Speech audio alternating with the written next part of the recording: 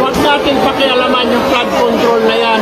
Leave it to DPWH. Ngayon, kung meron kayong mga pork barrel dyan, i-donate nyo na lahat sa DPWH. Walang ka. Anong kinalaman ng senador kongresista? Kasi nga, ang gusto. Libo-libong hektarya ng lupa ay nalagyan na ng patubig sa buong bansa at libo-libong hektarya pa ang patutubigan. I talked to my and we cannot figure out bakit nagkagan ito. Paano nangyari? Paano napunta tayo? Paano tayo napunta rito? Where the best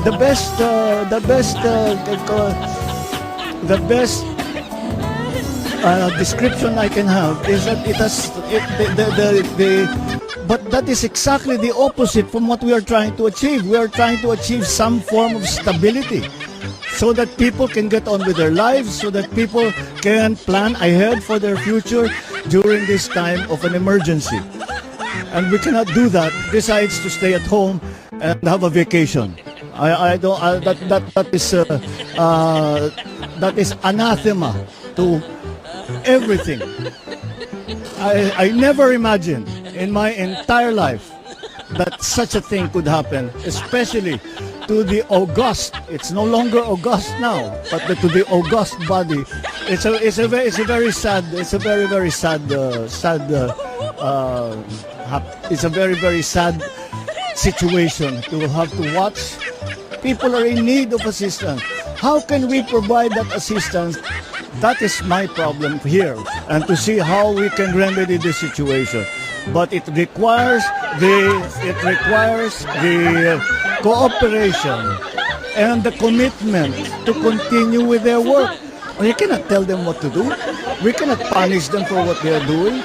They have to regulate themselves. And they haven't been doing such a good job right now. Maraming nagsasabi, nababasa ko sa dyaryo, naririnig ko sa radyo, television, nasa na mga flood control.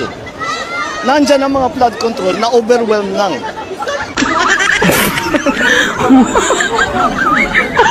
Putilin, nakapag-harvest na tayo dito sa amin, nakapag-harvest na kami, kakatanim lang eh. Meron po tayong magagawa.